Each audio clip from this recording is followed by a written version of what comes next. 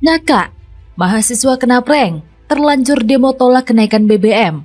Jokowi, harga BBM belum naik, masih dihitung.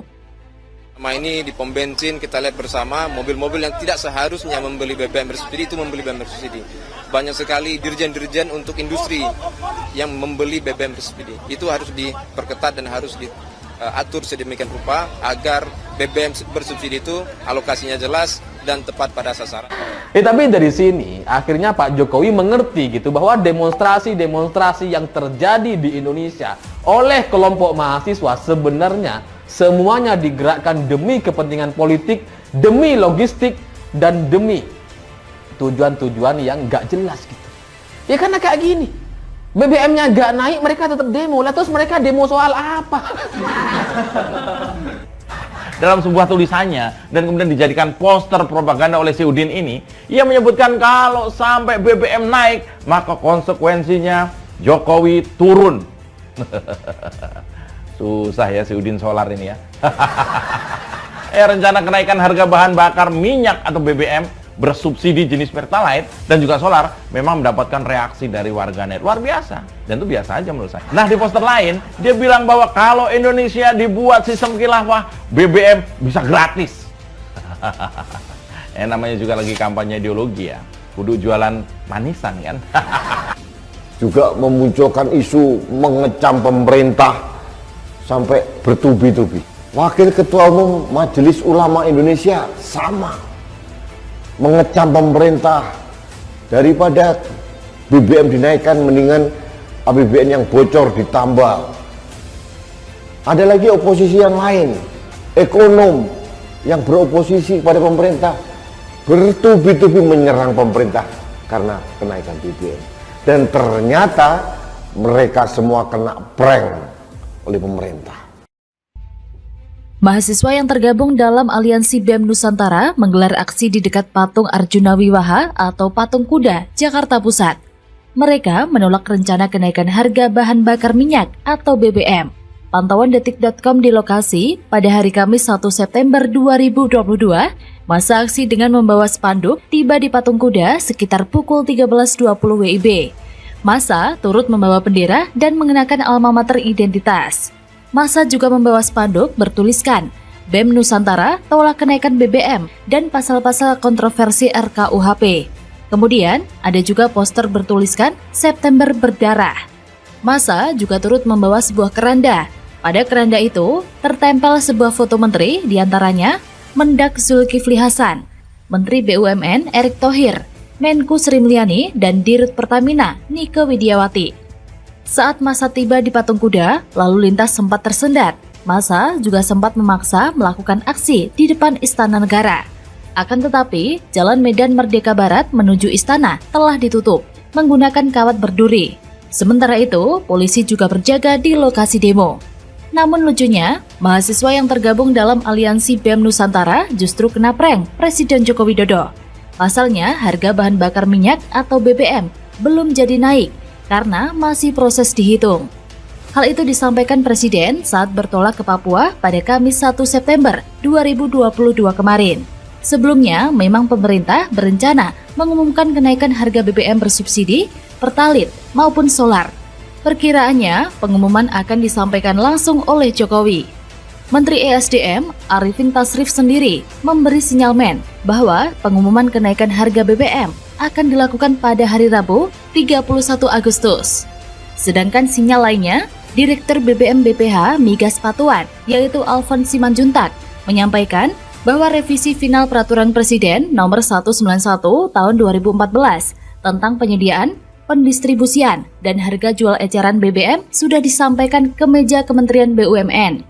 Namun, nyatanya harga BBM non-subsidi jenis Pertamax Turbo, Pertamina Dex, dan Dexlet malah turun harga. Sedangkan harga BBM subsidi jenis Pertalite dan Biosolar masih dengan harga yang sama. Menariknya, sebelum dikeluarkan informasi resmi bahwa Pertamina menurunkan harga bahan bakar minyak non-subsidi, masyarakat Indonesia sempat heboh karena beredar kabar Pertamina justru berencana untuk menaikkan harga BBM non-subsidi sebagai respon atas tingginya harga minyak dunia per tanggal 3 Agustus 2022 lalu. Adanya kabar tersebut menciptakan berbagai macam kehebohan di kalangan masyarakat. Salah satunya ya mahasiswa yang kelewat heboh demonstrasi bawa keranda mayat di bawah patung kuda Senayan. Desas-desus kenaikan harga BBM memang isu yang sensitif untuk memprovokasi masyarakat. Tak ayal, isu kenaikan harga BBM ini sering dijadikan golongan tertentu untuk sekedar pansos atau memang sengaja diboncengi demi memperkeruh keadaan. Lantas adanya aksi demo yang dilakukan Aliansi Mahasiswa BEM Nusantara nyatanya malah terkesan numpang pansos demi meraih simpati masyarakat. Tapi gagal total. Niat awalnya ingin unjuk gigi pakai semboyan September berdarah. Jadinya malah sakit tapi tak berdarah akibat kena prank pemerintah.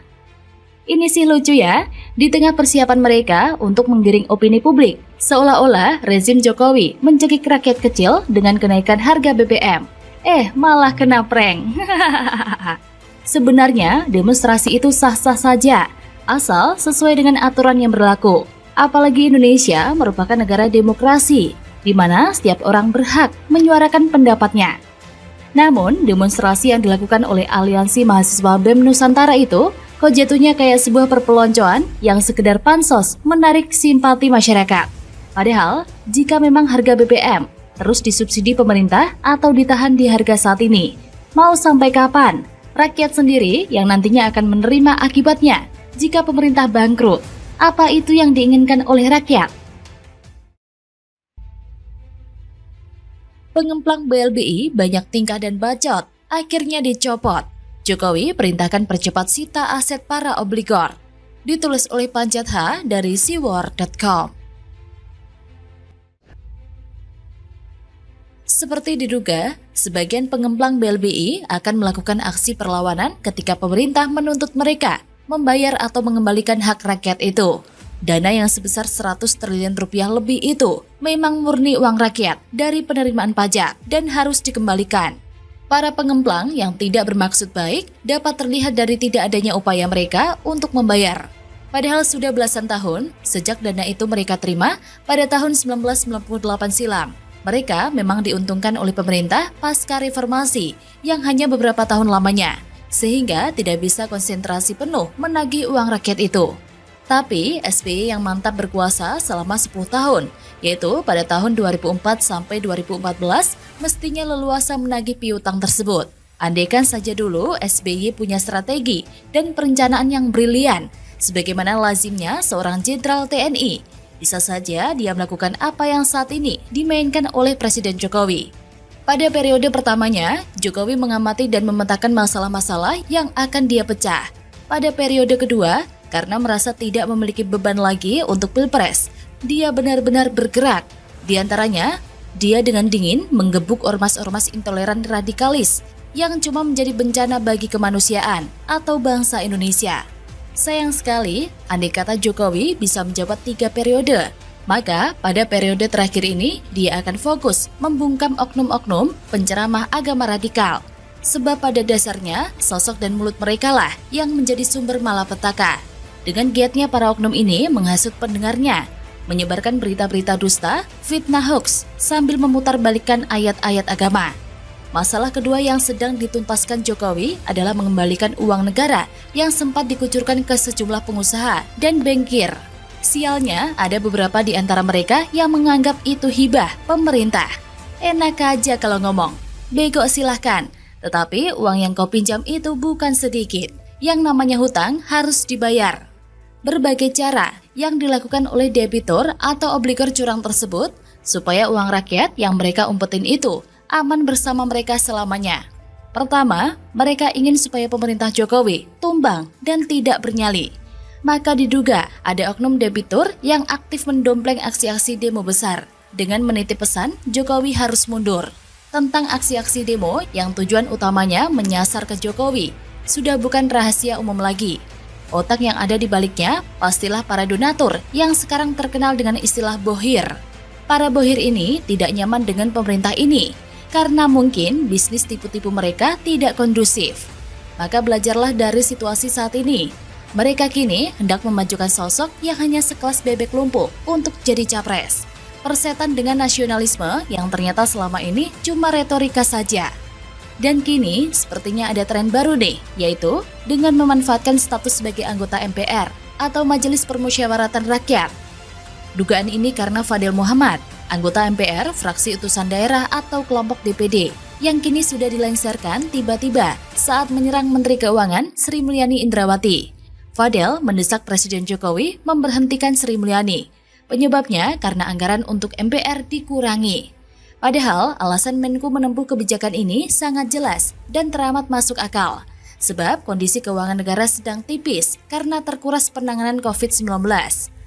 Awalnya kita sebagai rakyat kaget ketika MPR mengeluh soal anggaran yang dipotong ini. Anggota MPR yang sehari-hari berstatus DPR dan DPD padahal diguyur uang yang jumlahnya sangat menggiurkan.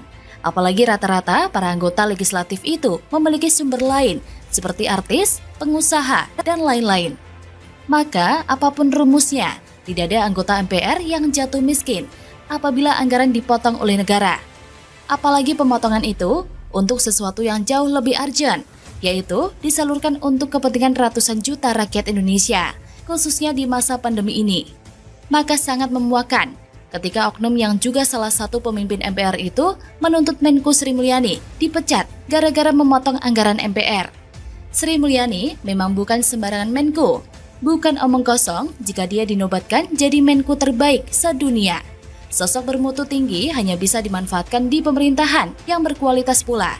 Di pemerintahan kaleng-kaleng semacam SBY, Sri Mulyani justru terdepak. Di atmosfer pemerintahan Presiden Jokowi, Sri Mulyani bisa dengan leluasa membuktikan dirinya, termasuk dengan berani menagih hutang rakyat yang dulunya dikucurkan oleh Soeharto lewat BLBI. Tidak heran jika kini banyak oknum yang gerah dengan Sri Mulyani. Belum lama ini, dia dituntut pecat oleh Fadel Muhammad, yang ternyata juga termasuk blok BLBI. Kabarnya Doi memiliki kewajiban sebesar 136 miliar rupiah pada negara. Ketika aksi-aksi demo yang dikelola para bohir mentok, bukan tidak mungkin para oknum pengumplang itu melirik cara baru. Seperti kini ada selentingan oknum MPR yang juga mengemplang BLBI itu mengancam menggerakkan lembaganya untuk menyelenggarakan sidang istimewa jika Presiden tidak memecat Sri Mulyani yang lancang memotong anggaran bagi mereka itu. Sepertinya memang kondusif, mengingat pucuk pimpinan lembaga tertinggi itu kini jadi jongos sehingga benar diformulai. Maka pemerintah sebaiknya menjadikan momen seperti itu untuk semakin cepat dan tegas menarik uang itu dari pengutang nakal.